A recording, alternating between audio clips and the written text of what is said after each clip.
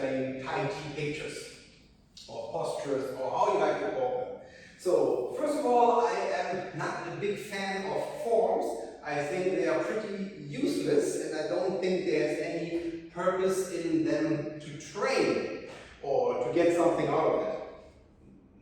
Nonetheless, the postures in those forms are still something very, very valuable. So, today we're going to start with the first posture, or shi. So this is qishou. So you know, so qishou is not just like lifting hands and going down with hands. In the form, it starts like with going down with the pelvis side, getting the hip flexor down, lower back down, switch to the other leg, and then have some kind of a weight shift.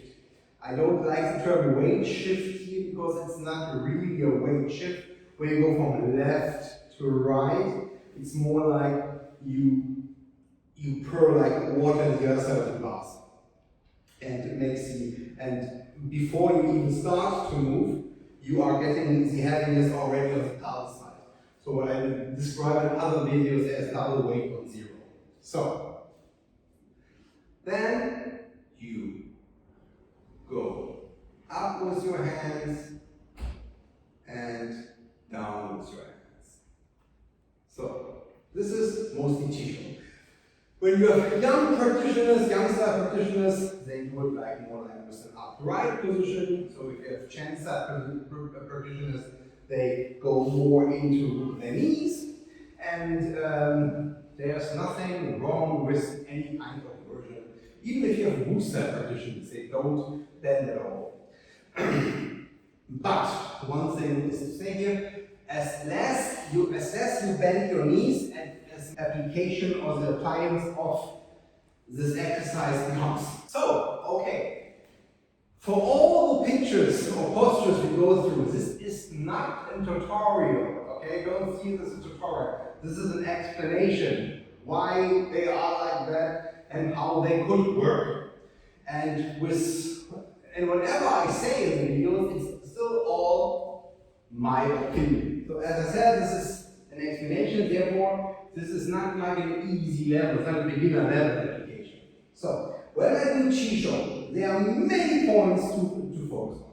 So, first of all is, what am I actually doing here? So, what I try to get is like, I want him to put his weight on me, not the other way around.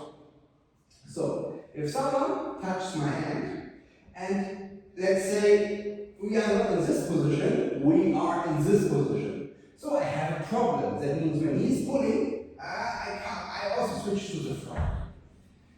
So I have to change something here. First, I have to give. So my arms are giving, my back is going down, and therefore I can get it easy to my side. What is actually happening? What happened actually? So I explain the effect first. Just one hand. So when he pulls this hand, he's tightening up his shoulder, and therefore he feels stable here. The problem, because my shoulder also tighten up, but if it's not tightened up, it moves continuously to him. So that means he's already out of structure. If I would start to push, he would go out. So, but what I'm doing here is now I give him both and stretch my lower back. And therefore, because he is out of balance, just pull me, because he's out of balance, his weight is on me. That means if I would give him on me. So whatever I do, so I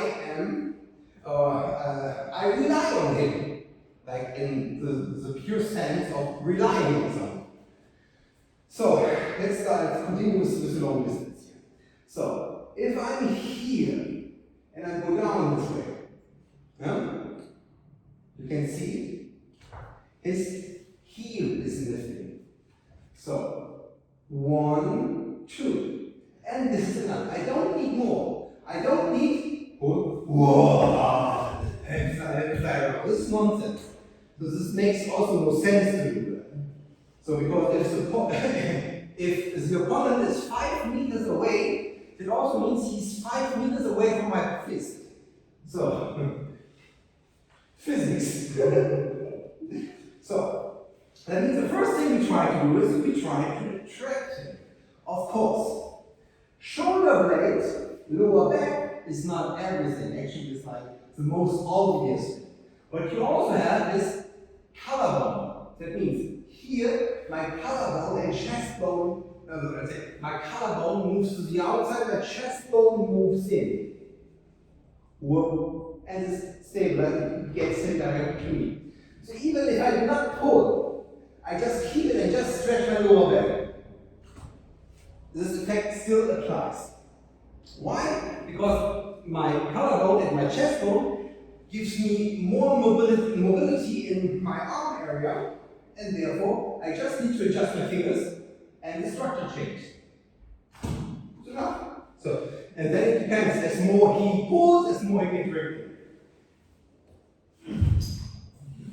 Here again, as more he pulls, as more he gets ready. But if I would tighten up, I'm out. And again, if something happens fast, it doesn't mean I have to stay perfect here. Because this is just a training exercise. If something happens fast, well, I am fast too. So, and I have to react fast too. Good. So, this is the chi show. Now let's go to the difficulty of actually chi, lifting up. So, hold my hand and now pull it down with your whole weight. So, actually, this is easy because this weight is all on me. But you can see it. So, I cannot do that. What I do now is something they also apply in heavy lifting. That means I extend my weight, or my arm length, and my lower back, so that if I pull his weight is not anymore here, his weight gets dropped between my legs. So, one, and my lower back sits down while my hand lifts up. I'm not sure, this is literally exactly the same thing powerlifters are doing, or Olympic lifters are doing. The difference is just that I have a living weight, I don't have a dead weight. The dead weight is would be for me by far more difficult, but for a deadlifter, this would be also difficult. One, lower down, lower. I could also grab it closing the hook and just go up this way. Would be also one way to do that. Huh? One down, one up. So the main principle we have here, what you call in Chinese, it's called 10 yen to a joke. Like heavy shoulders, hanging elbows, or heavy shoulders, hammering elbows. How you like to call them. So why is it called like that? When he drags or pulls, my shoulder moves with him in his intent or in his direction he pulls. So now I have a counterweight. This is my lower back, or if I would stand like that, pull my empty leg. So, if I would do following, here I'm out. That means my shoulder cannot interact. So the heaviness lies on that my shoulder is not doing something like that or that. Huh? So, pull, 1, 2, and here I am. Therefore, the fingers are so important. Therefore, your Chinese teachers put so much effort on finger correction, opening the huko and so on, because the huko, or with your hand tension, you can actually control a lot of angles you are trying to apply. So, what the heavy shoulders and hanging elbows are doing, they're extending the surface. One, off. So, where do I apply it? That means, because you don't, of course you can say, if somebody touches my hand, I push him away, but hardly happens. So, it is a skill. It's inside punching, it's inside pushing, it's inside crawling, dragging, and so on. So, the Chicho itself, or what people say is the Taiji opening, it starts with the song, it starts with the heaviness within the song. So then we have done the hands, which go down. It's not, some styles are going down like that, some are just pulling to this level, and if you put more, here's away, and then move into something different. But the same principle, heavy shoulders, hanging elbows, and now the difference is that the huko is not pointing downwards, it's not like I do this thing, because this would affect it differently. What I do is, I do that. By pushing out my palm and getting my huko up, I get him on his front leg, and it's not easy for him to hold. What I do not want is this. I actually just want him to lift his knee up. Why? First of all, why is it not an easy application? Why most teachers are not easy applications? It is simply because you need to have the so-called forces. If you call it the BAFA, we call it four forces.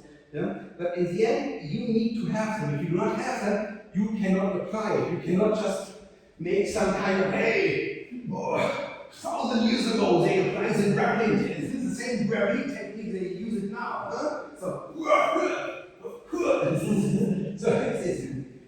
you need to have some kind of skill. And the skill leads to that he will not recognize to the right time what is happening actually. So if he's here grabbing my hands, and he's already on his heel away. Good. So if he drags, he's out. So, of course, we have to say Sama is also just to say use simple force. So if we would use the same stuff, so it would be hard to display it. Good. So that was Chicho. Thank you very much.